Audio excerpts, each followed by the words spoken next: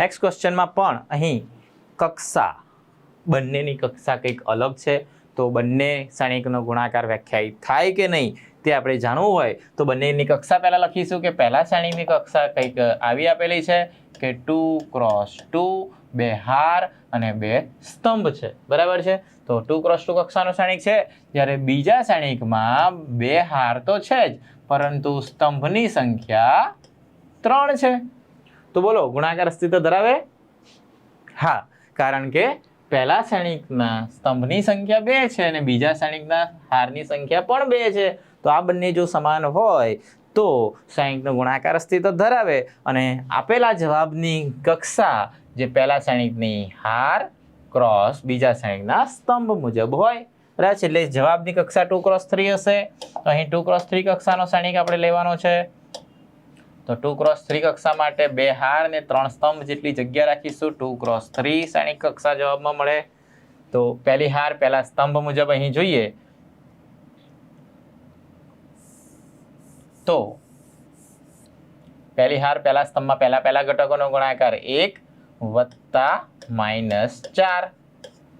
તેવી રીતે ડાયરેક્ટ આપણે સાદુરૂપ આપી શકીએ ને, 1 + -4 -3. તેથી પહેલી હાર બીજો સ્તંભ લઈએ તો 2 + -6 -4.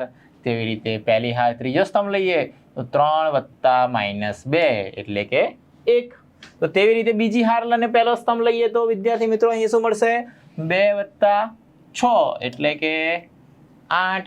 તે મુજબ બીજી હાર બીજો સ્તંભ 2 × 4 + 3 = 9. 9 ને 4 થાય 13.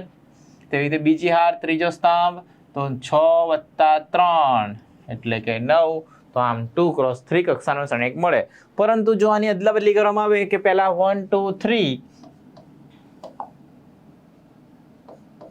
કે પહેલા આ મુજબ શ્રેણિક હોત 1 2 3 2 3 1 અને ત્યાર પછી 2 × 2 કક્ષાનો શ્રેણિક 1 - 2 2 3 તો ગુણાકારનું અસ્તિત્વ નથી, કારણ કે પહેલા શ્રેણીની કક્ષા 2 × 3 છે. 2 × 3 બે હાર અને 3 સ્તંભ છે, જ્યારે બીજામાં બે હાર અને 2 સ્તંભ છે.